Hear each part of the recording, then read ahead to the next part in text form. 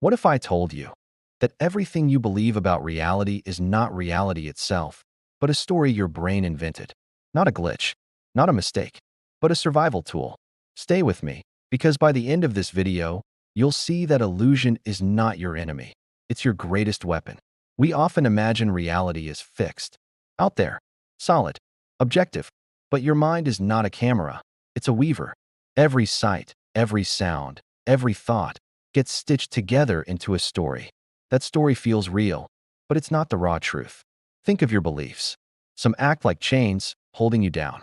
Others, like wings, lifting you higher. Which ones you embrace shapes the world you think you live in.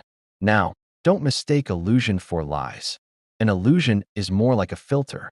It's your brain filling in gaps, smoothing edges, inventing details, and creating order out of chaos. That's why two identical lines can look different lengths. Or why you sometimes hear voices in white noise.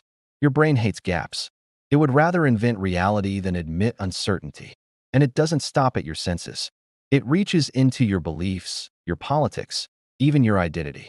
Money, nations, laws, none of them exist in nature. But enough people believe in them, and they reshape the world. These aren't just illusions. They're shared illusions. Philosophers saw this coming long before neuroscience caught up. The sophists declared, man is the measure of all things. Truth, they said, is relative. Kant argued we can never know the world as it is, only as our mind filters it. Nietzsche was even bolder. There are no facts, only interpretations.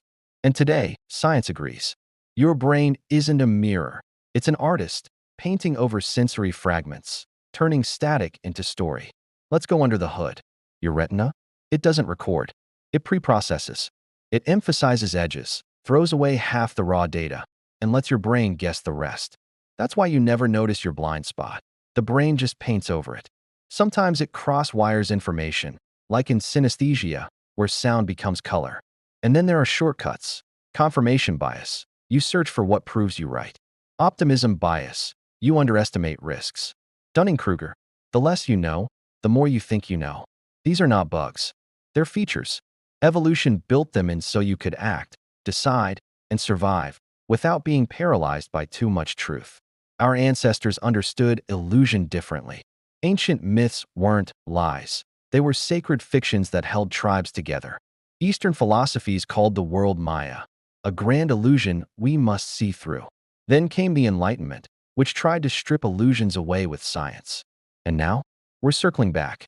Modern neuroscience shows illusions aren't just errors to delete. They're the very fabric of how we experience life. Here's the twist. You can't escape illusion. The veil will always be there. But you can choose it. You can decide which stories you live by. Will you hold on to illusions that chain you? Beliefs that crush your confidence, feed your fears? Or will you cultivate illusions that give you wings, beliefs that heal, inspire, and propel you forward? Rigid, objective truth alone can paralyze you. But wise illusions? They give you power. So here's my challenge to you. Look at your life right now. Which of your beliefs are illusions that bind you? And which are illusions that can set you free? Reality will never be raw, unfiltered truth. It will always be a story. The only question is, who gets to write it? And if you want to dive deeper into this fascinating topic, you can read the full book, Virtue of Illusion, with the link in the description below.